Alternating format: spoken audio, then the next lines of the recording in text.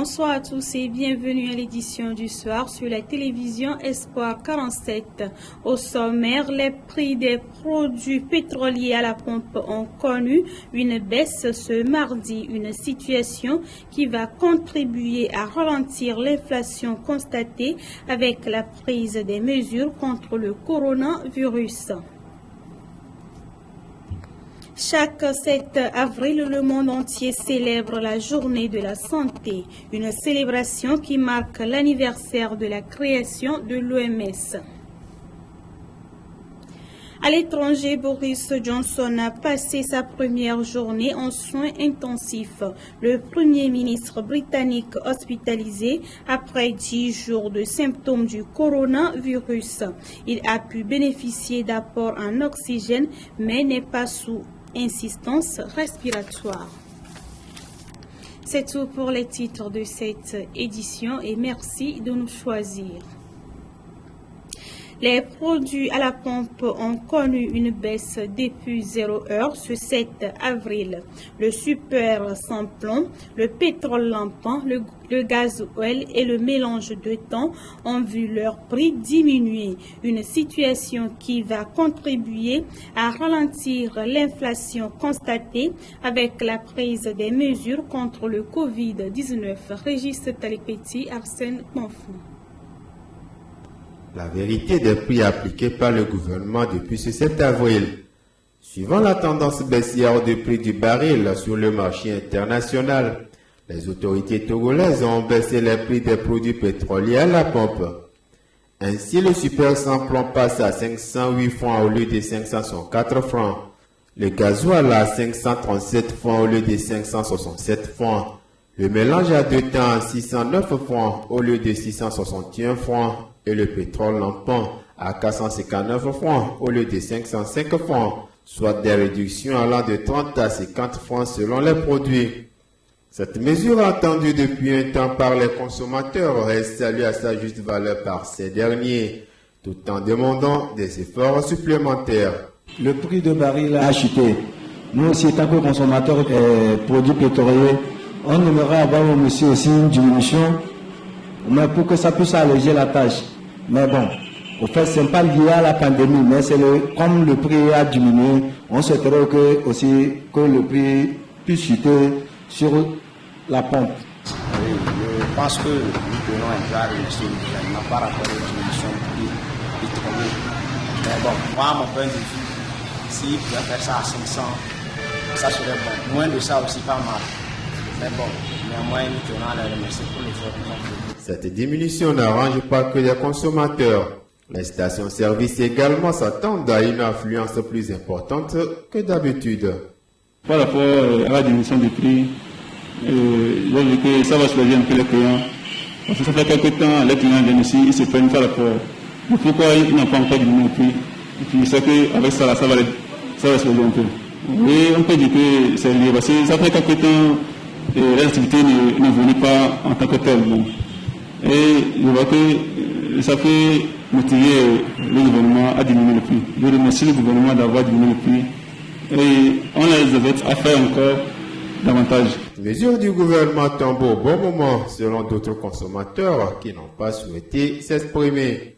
Elles devraient contribuer à ralentir selon eux les prix des produits de première nécessité sur le marché. Une hausse constatée depuis la prise des mesures contre la propagation du Covid-19. Le secteur d'artisanat fait partie des secteurs d'activité qui ont pris un coup depuis l'apparition du nouveau coronavirus Covid-19. Et dans des salons de coiffure, pas de clientes, c'est la psychose qui règne. Une de nos équipes a fait un tour à Adétikopé. La crise sanitaire actuelle n'épargne aucun secteur d'activité. Dans des salons de coiffure, les activités tournent au ralenti depuis l'apparition du Covid-19. Affaire de clientèle, là, nous, on ne sait plus ce que c'est. Depuis qu'on a commencé à parler de coronavirus, là, c'est aujourd'hui aussi j'ai trouvé quelqu'un pour faire avec les mauvaises mèches, là. Personne ne vient plus. Tout le monde a peur. À nous-mêmes, avant de sortir là, on prie vraiment pour que ceux qui sont atteints de ce virus ne s'approchent pas de nous. Mais on ne sait pas quoi faire. Sinon, affaire de clientèle, là, il n'y a plus. On ne travaille plus comme avant. Les gens viennent un à un. Peut-être c'est à cause de la maladie. Pour ces quelques clientes qui arrivent à compte-gouttes, les mesures barrières sont pratiquées afin d'éviter l'infection à coronavirus. Nous, on exige vraiment les tachiner. Quand une cliente vient, on lui donne de l'eau et du savon. Elle se lave la main avant de venir chez nous.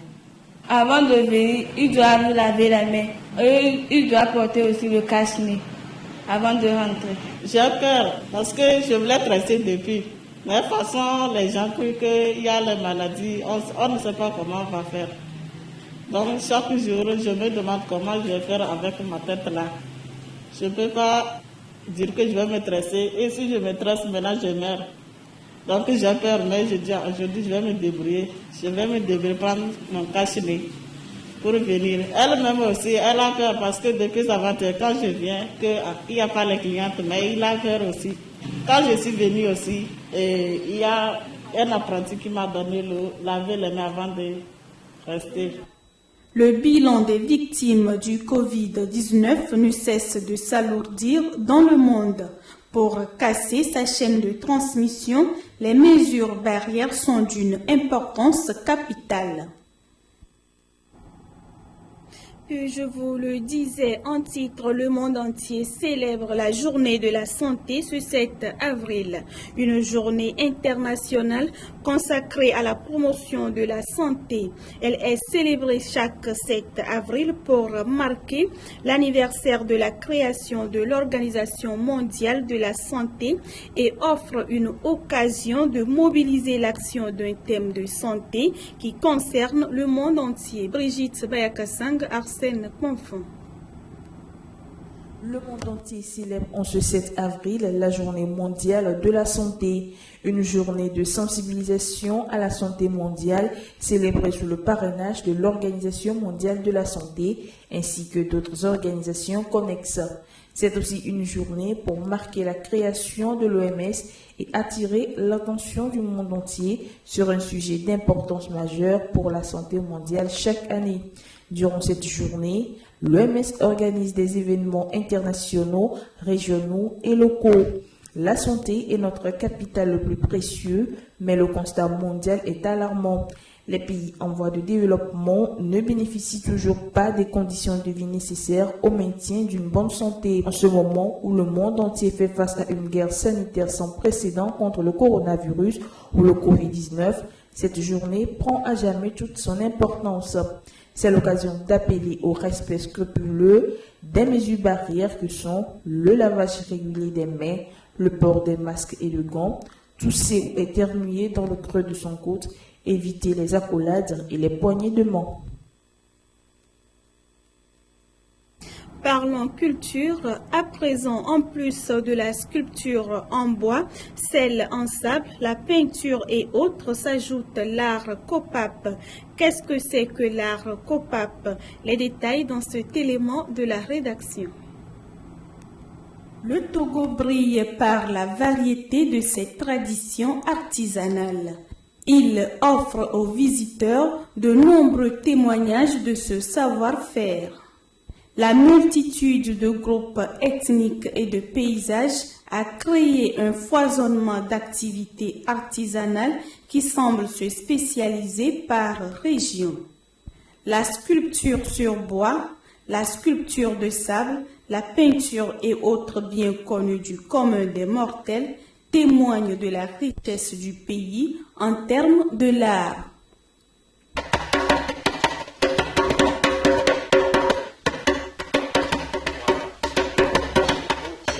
La peinture, c'est une forme de concentration. Il faut concentrer pour dessiner. Parce que ici, je suis en train de dessiner, comment dire, une femme avec un genre sur la main. Ça veut dire, comment dire, femme africaine, quoi. J'ai connu le maître d'œuvre, M. Boba Tissot.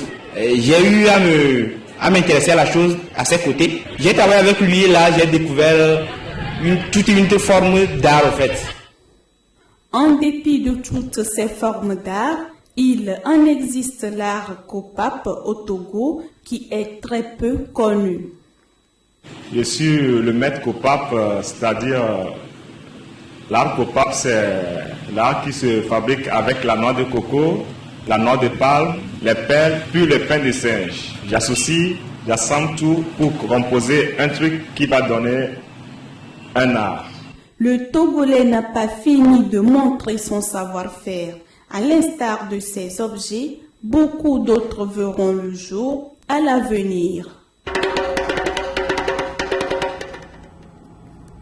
Malgré l'avancée du désert, le Togo dispose aujourd'hui de quelques forêts. Il existe plusieurs catégories de forêts, parmi lesquelles les forêts sacrées. Allons à la découverte de la forêt sacrée Godje-Godjen avec notre correspondant régional maritime Alain Aloane.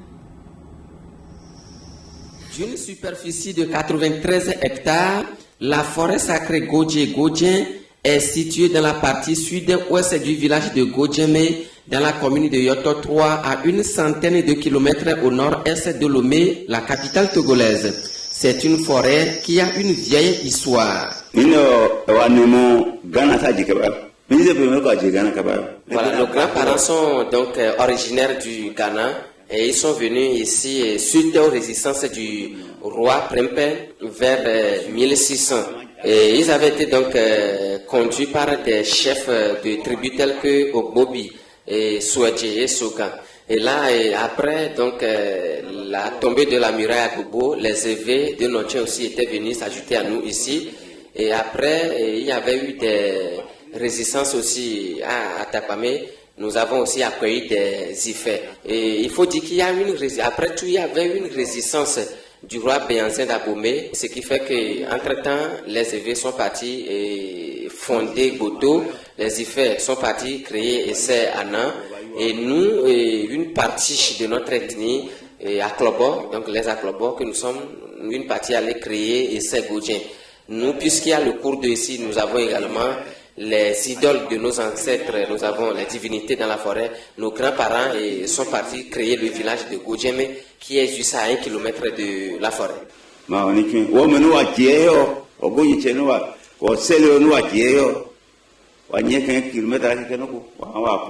La forêt sacrée Godje contient des divinités parmi lesquelles la divinité Bagbo, grâce à laquelle elle a subsisté jusqu'à ce jour. Nos grands-parents, ceux qui les avaient sauvés, c'est cette divinité. De temps en temps, certains ont l'ambition de venir détruire cette forêt. Nous nous sommes toujours battus. Puisqu'il y a la divinité, cette divinité dans la forêt ici, et là où il y a les idoles des ancêtres, c'est difficile de détruire cet endroit. Et il faut dire aussi que de temps en temps, nous faisons des cérémonies ici, puisque nous sommes omniprésents dans la forêt. Donc, ceux qui ont l'intention de venir couper les arbres, de venir les détruire des parties pour en faire du champ, donc ils ont aussi souvent peur. Même ici, quand vous regardez un peu, vous allez croire que c'est une maison, mais ce n'est pas une maison. Nous sommes dans une forêt et dans l'ère d'une divinité que nos grands-parents avaient adorée, que nous continuons par adorer. Et aussi, dans cette forêt, nous avons des arbres que vous ne pouvez pas trouver dans n'importe quelle localité en Afrique. Nous avons des espèces végétales rares que nous cherchons ici pour guérir plusieurs maladies. Godje contient plusieurs sources d'eau qui avaient alimenté les générations passées et continue de le faire aux générations présentes. Je n'ai pas vécu dans cette forêt avec nos ancêtres. C'est grâce à ça que nous aussi, nous sommes ici aujourd'hui. Puisque nous la buvons, c'est une eau de consommation pour nous, nous la buvons. Ces dernières années, les populations environnantes et des acteurs publics et privés sont impliqués dans sa gestion pour une meilleure préservation des espèces qui s'y trouvent. De nos jours, il y a eu beaucoup d'appui quand nous prenons par exemple le cas spécifique de la forêt Godje-Godjeme que vous avez précité. Il y a eu l'appui de la GIZ Si vous faites un tour là-bas, vous allez voir que la GIZ a fait beaucoup de reboisement. On a matérialisé cette forêt. On a fait on a réorganisé les villages autour. Cela pour susciter l'envie aux populations de toujours conserver. Et nous remercions beaucoup le gouvernement qui ne cesse de s'ingérer. Le problème de l'environnement est une priorité nationale et que vraiment est internationale. Vous voyez, il n'y a pas aujourd'hui quelque part un thème qu'on peut développer aujourd'hui sans le problème de l'environnement. Des actions de restauration du couvert végétal, ils sont en train d'être menées depuis 2015 pour renforcer sa sauvegarde. À l'étranger, l'état du Premier ministre britannique Boris Johnson est stable. Il garde le moral. Le premier dirigeant de la planète à être hospitalisé pour cause de coronavirus, Boris Johnson a passé sa première nuit en soins intensifs.